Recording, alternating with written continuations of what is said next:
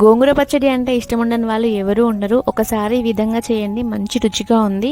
కడాయిలోకి 1 spoon oil వేసుకొని పావు cup పల్లీలు వేసి, పల్లీలు కొంచెం వేగిన తర్వాత కారంకి సరిపడే అన్ని ఎండుమిర్చిని, ఎల్లిపాయలని, 2 రెబ్బల కరివేపాకుని, హాఫ్ టీ స్పూన్ జీలకర్రను వేసుకొని వీటిని మంచిగా వేయించుకోవాలి.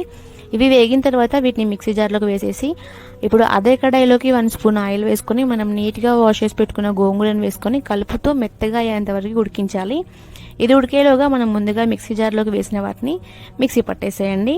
ఇలా మిక్సీ పట్టిన దాన్ని గోంగూర మెత్తగా ఉడికిన తర్వాతే ఈ పౌడర్ని దాంట్లోకి వేసేసుకొని అంతా కలిసేలాగా మంచిగా కలుపుకొని దీన్ని పక్కన పెట్టేసేయండి. పక్కన పెట్టేసి అదే కడాయిలోకి 2 టేబుల్ స్పూన్స్ ఆయిల్ వేసుకొని ఆవాలు, జీలకర్ర, కచ్చాపచ్చగా దంచిన ఎల్లిపాయ ముద్దని, ఎండుమిర్చిని, కరివేపాకుని, పావు టీ స్పూన్ పసుపుని వేసి మనం మిక్స్ చేసిన గోంగూరను కూడా వేసేసుకొని అంతా మిక్స్ చేసి పచ్చి ఉల్లిగడ్డలు వేసుకొని తినండి. చాలా అంటే చాలా రుచిగా ఉంటుంది. తప్పకుండా ట్రై చేసి ఎలా ఉందో కామెంట్ చేయండి. Thank you for watching. Bye.